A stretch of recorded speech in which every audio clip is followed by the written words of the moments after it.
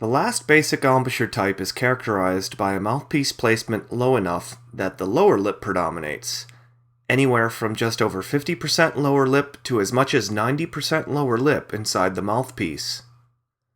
Because this embouchure type places the mouthpiece with so much lower lip inside, the embouchure is upstream and it can be nicknamed the low placement embouchure type.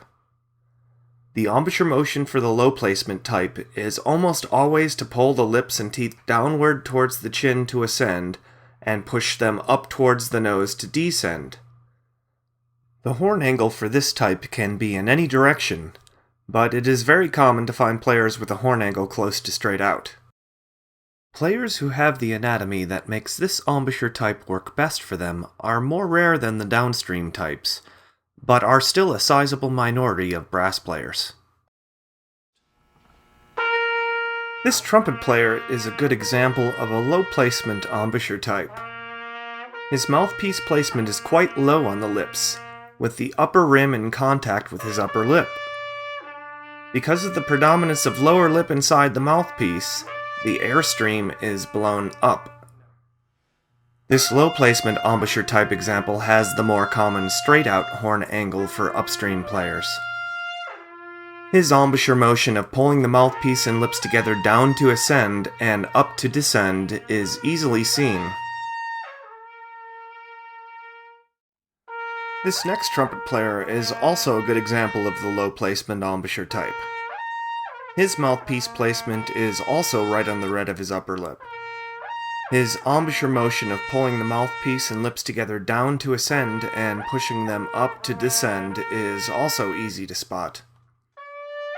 For certain individuals, such as this trumpet player, their anatomy makes this very low mouthpiece placement the most efficient place to put the mouthpiece. This player has the range and power typical for upstream embouchures when they function properly. His embouchure motion has some angular deviation. He pulls down into his right to ascend and pushes up into his left to descend.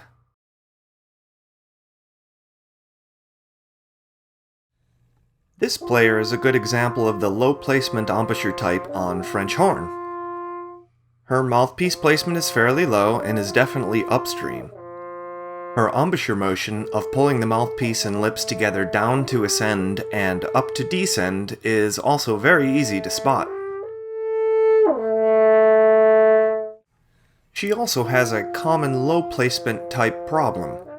She brings her mouth corners back into a smile to ascend.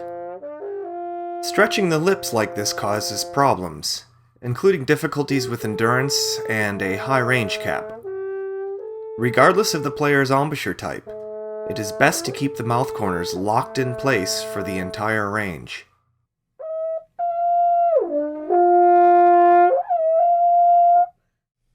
Low placement embouchure type tuba players need to have a long enough and flat enough chin to accommodate the low mouthpiece placement. Some players may find their chin to get in the way. Because of the large size of the tuba mouthpiece, it's easy to view how the angle of the airstream changes according to the register being played with this player. Looking closely, you will see this player blowing the airstream at a higher angle as he ascends, and blowing the airstream closer towards the shank as he descends. This player's embouchure motion is easier to spot from the front. He also has some side-to-side deviation in its direction. He pulls the mouthpiece and lips together down and to his right to ascend, and pushes them up and to his left to descend.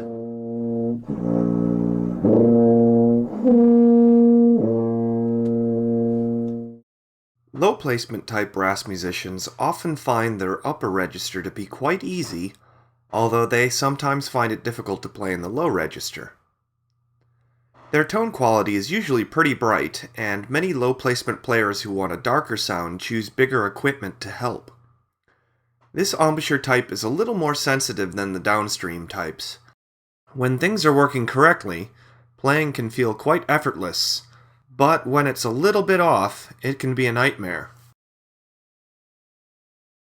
Before I go any further, I have to go off on a tangent for a moment about the very low placement type embouchure, which has been incorrectly discouraged by a huge number of brass teachers, including several famous ones. They assume that because they are incapable of playing with this embouchure, and have success with another, that this holds true for all students. When they instruct a low placement type player as a downstream type, they are inadvertently setting up a situation that tends to lead towards the downward spiral I just mentioned. Unfortunately, many of these teachers then see this as further evidence that this embouchure type is wrong. Out of players who seek me out specifically for embouchure troubleshooting, the single most common problem is that a teacher told a low placement type player to move his or her mouthpiece placement up to a higher placement on the lips. Rather than move the mouthpiece placement, teachers will want to instruct students with this embouchure type by helping them work with, not against, their anatomy. While this next example is an extreme case of this situation, it does show how potentially destructive it can be to force a student to play with an embouchure type that doesn't suit the student's anatomical structure.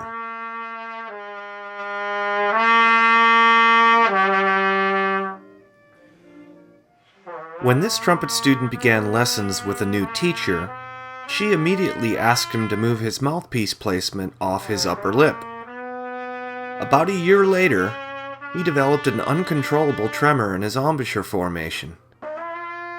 He sought the help of someone reputed to help with this sort of difficulty, who recommended he start blowing even before placing the mouthpiece, resulting in this distinctive embouchure setting. Looking on a transparent mouthpiece, it's difficult to see if he's normally playing as a downstream or upstream embouchure because his placement is so close to half and half, and he sets his lips in a slightly rolled out position.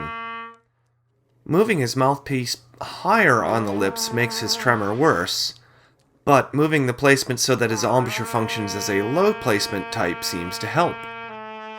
When I asked him to show me how he played before he moved his mouthpiece higher, he plays as a low placement type and the tremors temporarily disappear.